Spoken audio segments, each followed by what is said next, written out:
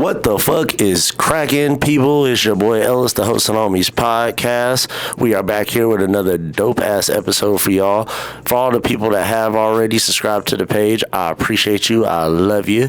And for all the people that haven't yet, man, just stop being a fucking lame, bro. Just, come on, man, get your life together. Stop being lame and just click that subscribe button one time for your boy so your boy can stop going to this bullshit-ass job that I got. Help me, nigga. Help me, bro.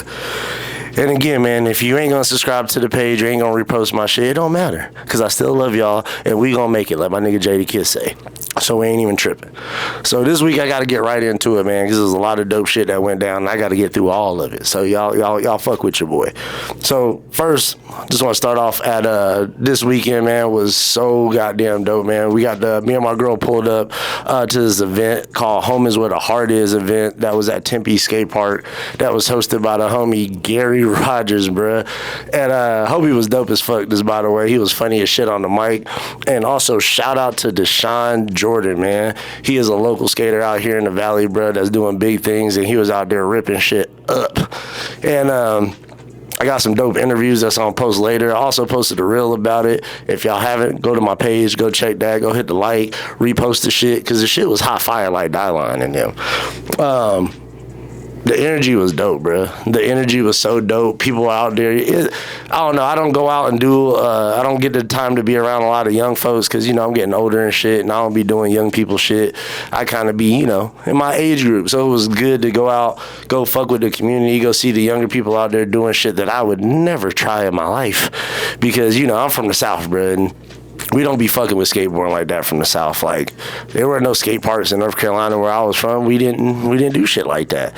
So I got out here to the West Coast, and the shit is huge out here. And I just fell in love with the culture. And the people that got me in love with the culture, I got to shout out some homies right now. Shout out to homie Zach Norris. Shout out to homie Josh Wise. Shout out my used to be on the show with me, other co-host, my homie Marcus, Strokey Mon, you know, and the homie Jarrell, man. Like, those dudes got me into skateboarding. They showed me, first of all, that black people skateboard. I never knew that shit either. Shout out Stevie Williams. Shout out to the homie Kevin Booker. You already know, I fuck with you from the Y-Town. Who is it? Stevie Williams, Kareem Hunt, like a bunch of people that Kareem Campbell, I'm sorry, I said Kareem Hunt, thinking of football and shit. Kareem Campbell, nigga used to skate in his Timbs and shit. Like, yeah, it was just like a crazy culture shock. Like, yeah, I never knew that black people skate. I thought it was just some white boy Ricky Schroeder shit. And it's like, no, it's really not, bruh. Shout out Pharrell, Skateboard P, and the Ice Cream Tea back in the day for getting your boy into skating. Again, I fuck with it. Again, me personally, I'm not no goddamn skater. So you ain't gonna see me kick pushing like Lupe at all. But I love the culture. I love the people that be fucking with it. And also, I just love seeing the determination of skaters, bruh. You out there, you busting your ass, falling just to land one trick. But when y'all land that shit, it is so hyped. It's like, yes.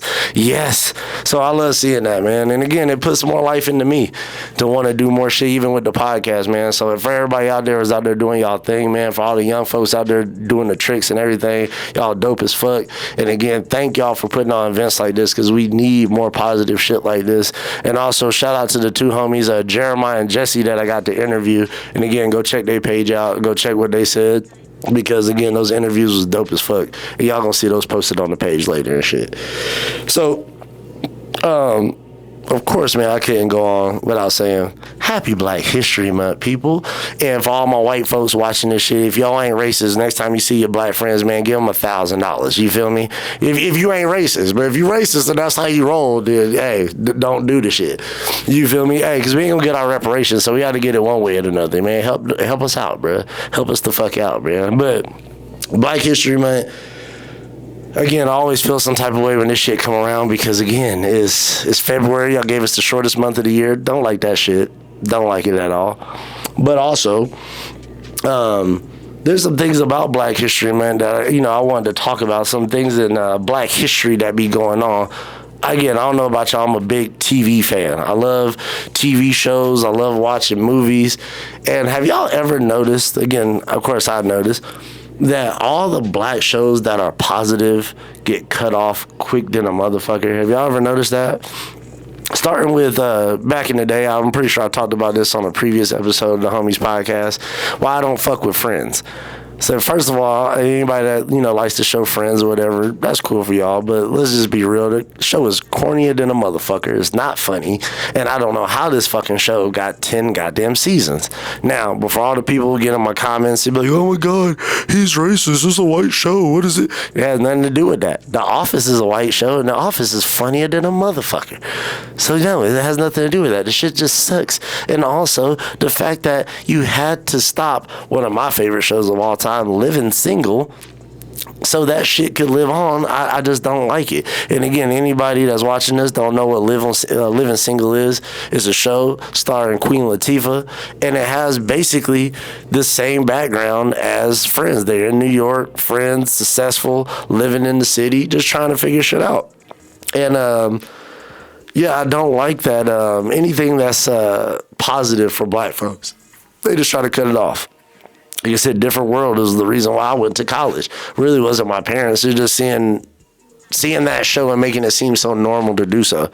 Even with that shit, with A Different World, or even with Living Single, having multiple people, Khadijah, she's a business owner. Kyle's a stockbroker. You know what I mean? Just having Max is a lawyer. Just having people be mad successful, black. There's not a lot of trauma and no crazy shit. People ain't getting shot and robbed and stabbed. It was just good to watch, man. And it's also a black woman show, which we don't see a whole lot of. You feel me? And I love when it's a show that is a woman-centric show, but you can still watch it as a man and not feel weird.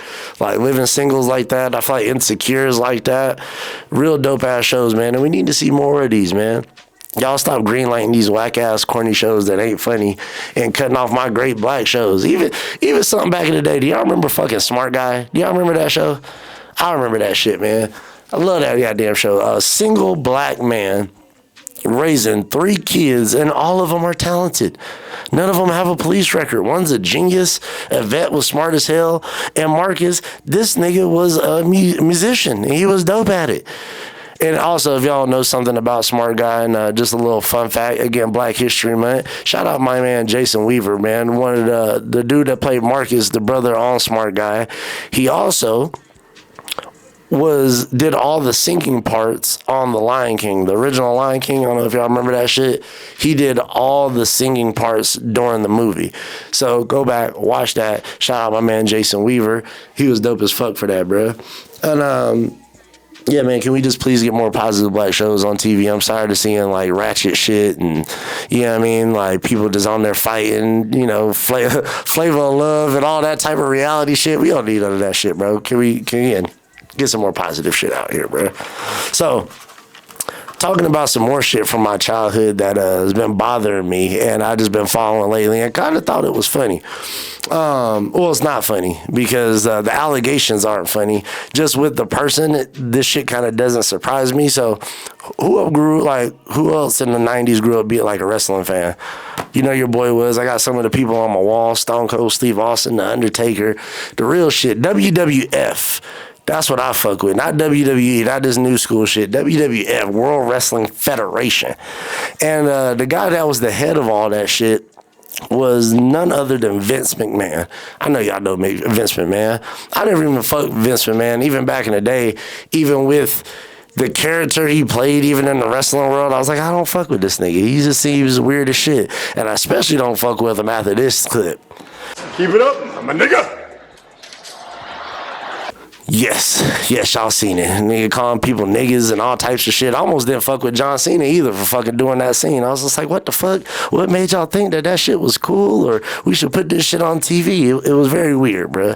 But this motherfucker is in a sexual assault charge case, which again, not funny. We're not making fun of sexual assaults and no shit like that. But first of all, I don't know if the man is guilty or not because, I'm not a judge. I'm not on here to judge anybody. But from the sounds of the shit and from the previous things that I've heard about this man, it doesn't seem too crazy. So first of all, this motherfucker paid off back in the day paid off, I think, 4 women in the amount of around like $12 or $14 million, some shit like that, to be quiet about sexual allegations from back in the day. So that's already kind of sketchy, you feel me? Whether you're guilty or not,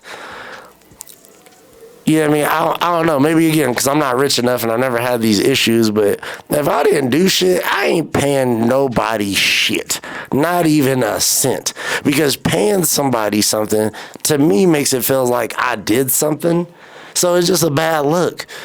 And he had a case just recently where one of his employees said that they were having a threesome, and the shit got a little out of hand and the nigga got a little reckless.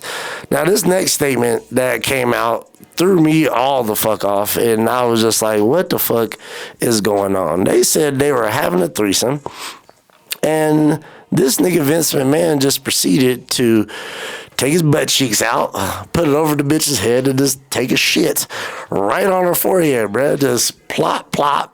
Ploppity plop plop, shit right on the forehead. And they continued to keep doing what they were doing. Now, some people saying it's fake or whatever. I don't know why a person would come out and say some weird shit like that out of all the things you could say. Again, I would definitely not be saying that somebody took a shit on my forehead, bro. Like, oh my gosh. But again, when people are super rich, people got power trips, the shit ain't really surprising to me. I'm like, yeah, these motherfuckers been rich for a long time, probably done all types of weird shit. I feel like sometimes they just stretching the boundaries. They just want to see what the fuck they can get away with. So, yeah, man, I don't know what's up with that case. If homie does go to jail or some bullshit happens, again, after that clip I showed you, I don't really give a fuck. I really don't. Yes, and again, if you out there doing weird shit, man, to women and shit, bro, cut it out, bro. Just cut it the fuck out, bro. These rich, powerful motherfuckers, man, I don't trust them. Not at all. Not at all, bro. But since we in the sports world and talking about sports, I'm gonna switch gears real quick to talk about this goddamn something I've been waiting for a long time, but for some reason it hasn't happened yet.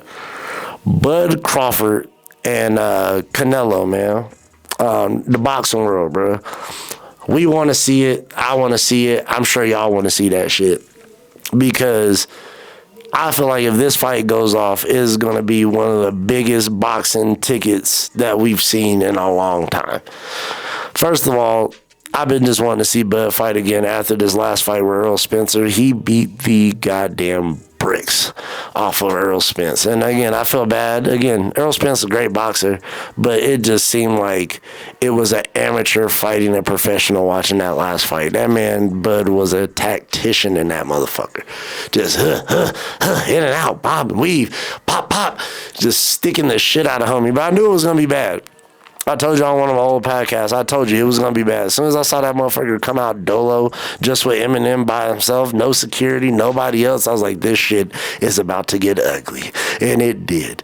And I feel like, again, if he fought Canelo, of course, all the Mexican homies going to come out. Y'all know all my Mexican homies, I fuck with y'all. You know, I love y'all. But if they fight that night, don't call my phone. Because you already know. Y'all know what team I'm on, bro. It's Black History Month. Stop playing with me. You know what team I'm on. Team Crawford, bro. And the only reason I'm on Team Crawford, too, besides the fact that homie's black, is the fact that I've seen Bud Crawford do more extraordinary things in the ring than I've seen Canelo. Canelo's dope. I feel like he's a great boxer, but I've never seen him win fights like Bud has. Like, he's beat people and, you know, he's done his thing. He has good punching power, but the way that Bud was fighting and the way that he beat Earl Spence, I don't think I've ever seen Canelo beat somebody of that level of competition that single-handedly. Like, I don't know. Again, I already know, again, when the black and brown community, man, boxing is a huge thing for us, bro. So I already know if that fight cracks off, it's going to be boxing parties everywhere. And let your boy know, because I want to pull up to y'all shit. Because, we got to watch this, because it's going to be one for the books. But I got my money on Crawford if that shit go down. Just FYI. Y'all, again, when the fight come out and Crawford whooped that ass, I'm going to repost this so y'all know where I stood at the whole time. You feel me? But, and also real quick, this shit went down yesterday. Just want to remind everybody that Duke ain't shit. And shout out to UNC, Tar Heel Gang, or don't bang out here. Stop bullshit with us, dude. Got in that ass once again. We were ranked number 3 in the country. I think they ranked number 7 or something. And again, we got in that ass all yesterday, bro. We led the game for most of the game. It was just all bad for Duke, bro. But all my UNC players, bro, don't be relaxing and shit. Don't act like y'all niggas just won the championship and all that shit. Yeah, y'all gotta make sure. Y'all gotta know. Hey, when you go back to play them at Duke, they gonna come with that shit. So we get that ass again at Duke, you can't tell me nothing. For the rest of the year, y'all can't say shit. And let's get ready for March, because again, beating Duke is awesome, but we need that chip come March. We need to get my brackets right. Don't fuck me over again this year. You know what I mean? No bullshit ass fucking NAT tournaments. We don't do that shit over here in North Carolina. We do the big ships. You feel me? And speaking of basketball, what's up with the NBA, bruh? Can we just say that the NBA All-Star is just trash and this shit don't make no sense? I don't understand the voting. I don't understand why you let casual fans vote for the shit, because a lot of these motherfuckers don't know what the fuck they talking about. They don't watch basketball like that. It's really just a popularity contest, and that shit is trash because people that be working their ass off be getting snubbed. For example, now I'm a Lakers fan. Y'all know it's Laker gang over here. Laker gang or don't bang. But y'all know I'm not the biggest fan of this man, LeBron James. Y'all know this if you check on my page or any previous episodes.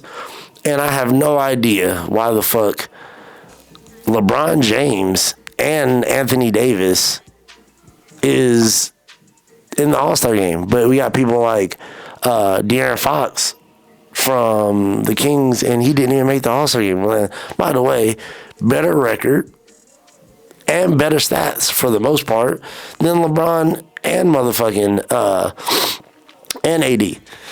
And also, I look at somebody like Anthony Edwards, who made the All-Star team as a reserve, but I'm looking like, why is he not a starter? He has been box office this year. He has his team tied for number 1 in the West with OKC. And he's been balling. And also, is when we're talking about this from just a point standpoint, like, yeah, more points, just all around this game. He's been locking shit up on defense. Like, why isn't this dude a starter in the All-Star game? I have no idea. Like I said, man, and that's why I can't wait for this motherfucker LeBron to retire, bruh. Because you just be giving people spots away, bro. Like, you don't deserve to be, not saying you should be an all-star this year, LeBron, but you should definitely be a reserve. But people are like, how does that look? The optics. Oh, my gosh. If LeBron was a reserve, like, yeah, nigga, you don't deserve to be a starter this year. Somebody else was balling better than you. We are fucking 9th right now in the West. If the playoffs started today, nigga, we ain't even in that shit.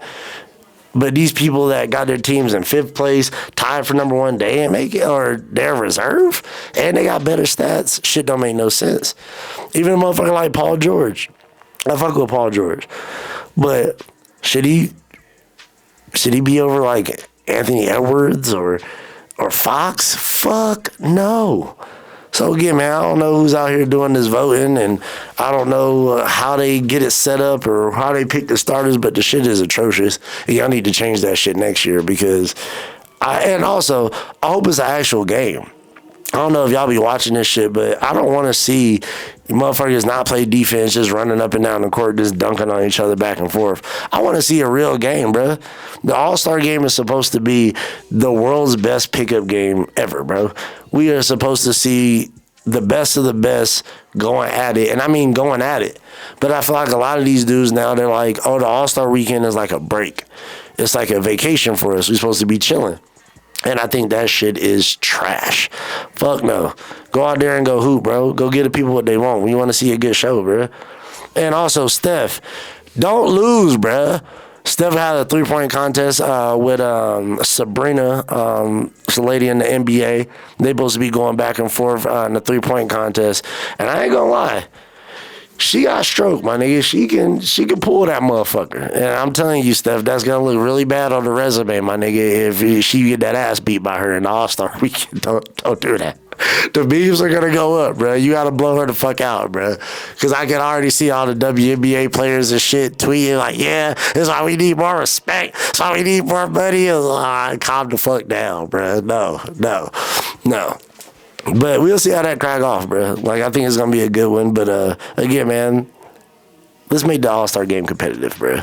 And y'all vote the right people in there. And for all the talks about LeBron James being traded, I was talking this week with the homie Aaron. He be having a little inside information.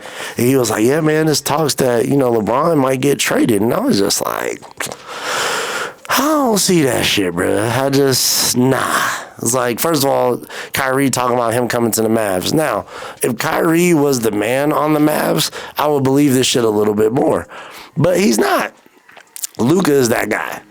If Luka gave the okay, I would be like, okay, this shit might have something to it.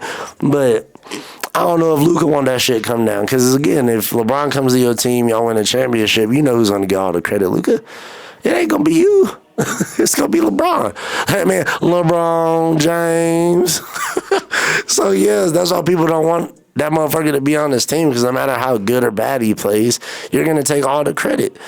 And a lot of younger players that's up and coming trying to stamp their name in the game, too, they don't want that shit, bro. They're like, no, like, I'm good over here on my own. We straight.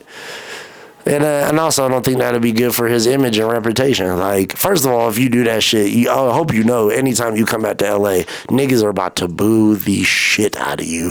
Just boo, boo, boo, boo, boo, boo, nigga. So, again, y'all better think about that shit before you dip. Because... And if you do leave, you better win a championship immediately. Because, again, they going to be in your ass. And, again, I just don't think it's going to be good for your legacy, man, just to keep, again, jumping from team to team to team. Your ass better retire a Laker, bro. The only time I think it might be acceptable for you to dip or move somewhere is if it's for one season to play with your son somewhere. And, again, I don't know how NBA ready Bronny's going to be, but we'll see. I feel like he plays good defense. He can shoot the ball, but he is undersized. And, again, I haven't seen him play against NBA competition. That should be looking good against, college and high school players, but when you get to the league, that's a whole different beast. So we'll see how that ends up playing out, man. But I can't wait for this motherfucker LeBron to retire. Everyone's like, you're going to miss greatness. What is going on? No, I'm not.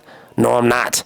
Get the fuck out of here, bro, so we can get somebody here, a young person that could take over the franchise for the next 5, 10, 15 years. Let's get him the fuck up out of here, bro. And trade Anthony Davis' big ass, too. His inconsistent, I play when I want to play, always hurt, glass like a mother... Man...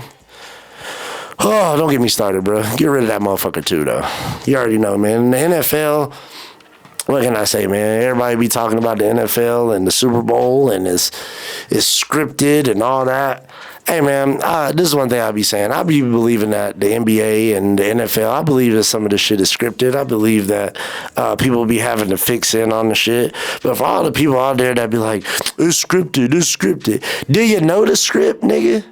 Do you know it? Because if you do, please send that shit my way so I can get on FanDuel and get some of my money back for all these motherfucking parlays I be losing. Tell me what the script is, bruh. Because I don't know. Is it scripted? Yes. But, nigga, I want to know what's the outcome so we can bet on this shit. What's the money line? What's the spread? Let me know some valuable information. Motherfuckers just saying that the shit is scripted. That don't help nobody. Okay, cool. We should know who wins, bruh. So... I don't know who's going to win. Again, there's two good teams. You got Kansas City Chiefs. You got San Fran, the 49ers, in the Super Bowl. And I was telling all the homies last time where they were just like, yeah, man, the Lions might make it. I was like, no, they're not. They're not going to make it because the NFL knows. Again, it's the business people. They're like, who the fuck will watch a Super Bowl with the Chiefs and the Lions? Yuck. Again, not saying that the Lions aren't dope. Again, I don't want no problems for anybody from Detroit because, again, I fuck with the D. I fuck with, oh, whoa, that sounds crazy. Detroit. Pause. but again, y'all can't name you can't play like 5 big names, 3 big names that are really on the lines, and that's what this shit is about. Who are the big names? Who are the big matchups that people want to see? And yes, not a lot of people that's on the motherfucking lines people want to see compared to 49ers. And again, talking about the fan base, 49ers fan base is huge. You feel me? And they got players that people want to see. You know what I mean? People want to see Christian McCaffrey. People want to see the tight end. I forgot, what's his name? Goddamn. I'm for some reason, I'm thinking Travis Kelce, but the tight end for the 49ers. You know what I mean? Like Debo. Like, people want to see these players, bro. So, but personally, I think the team that's going to win is probably going to be the Chiefs. And I feel like because it's going to come down to quarterback play. Brock Purdy's been doing this thing all season, but, you know, you ain't never played in a Super Bowl. You know what I mean? Anybody can play good during a regular season playoffs, but that Super Bowl is a different type of beast, man. You get one time. And just being able to have that experience already under your belt, knowing the circumstance, knowing how being able to work through pressure situations, and being that Patrick Mahomes has already been through those situations, I like to pick the Chiefs on that. And also, I just think the fucking NFL just want to give a reason to show Taylor Swift fucking boring, goofy ass 37,000 times on the goddamn screen during the Super Bowl. So that's another reason I think they're going to fucking win, just so they can show her goofy ass. And again, sorry everybody that's a Taylor Swift fan. I just think she boring as fuck. Her music is trash to me. It's fucking it's just yuck again, bro. Don't fuck with her at all. But for everybody that does, good for you. You know what I mean? I don't fuck with her. And shout out to Patrick Mahomes' dad, bro. Like, I don't know if y'all be following dude or not, but I love this motherfucker, bro. He is it. When I see Patrick Mahomes at first, I was just like, I don't understand, like, where you get this ability from, or how you do. And then I see his dad, and I'm just like, oh, it all makes sense. This motherfucker's dad definitely looks like one of those parents that were just cussing little kids out and shit at little league games. Hey, come on here for that bullshit now. Hey, what the fuck? Hey, you had me driving out. You better do something. I bought you them cleats, didn't I? I didn't. He's definitely one of those parents, and we need more of those fucking parents. We definitely do. Got a lot of soft-ass people out here. We need more of those parents. But, hey, seemed like homie already turning up before the goddamn Super Bowl. Again, this is Black History Month, so I ain't gonna talk no bad stuff about any black man on here. But hey, Pat, get your dad out of Texas, man, and tell him to chill the fuck out to after y'all win the Super Bowl, because it seemed like homie already turning up already. So that's all I'm gonna say to that. You feel me? And also, before I get up out of here, bro, I just want to shout out somebody else that I've been giving big shouts out here on the show. And shout out to the homie Killer Mike. The big homie Killer Mike, man, won him a Grammy for the album Michael, man. Can we give it up for him, man? We just gonna give it up for him one time. You feel me? First of all, I really don't give a fuck about the Grammys. I've talked about that before, because I feel like the reason I don't give a fuck about the Grammys is because they always get it wrong for the most part. But every once in a while, they'll surprise us and get this shit right. And I feel like this one was one that they got right. So shout out Killer Mike, man. He won 3 Grammys. I think for like best rap song, I think best performance, and best rap album. So again, man, shout out Killer Mike. And also, I don't know what the fuck happened after the Grammys, but it looked like homie got Killer Mike got put in cuffs and they took him out. Don't know what the fuck it was over. Haven't looked into that. But I just want to let the arresting officers know that shit is musty as a motherfucker, bruh. This is probably one of this man's biggest nights in music history. Again, mind y'all, don't get it fucked up. Killer Mike already got a Grammy, if y'all didn't know, for the whole world with Outkast. He already has a Grammy.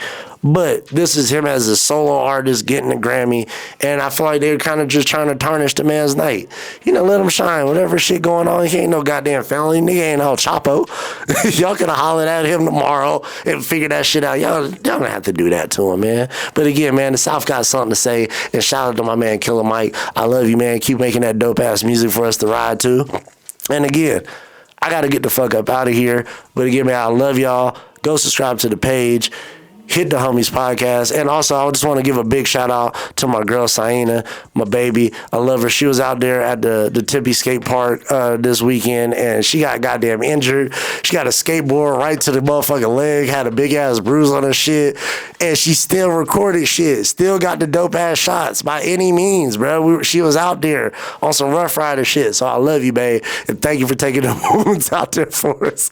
I'm a nurse you, get you back better. I love y'all, man. And again, man, subscribe to the page, and I'll holler at y'all next week. Peace. I'll holler.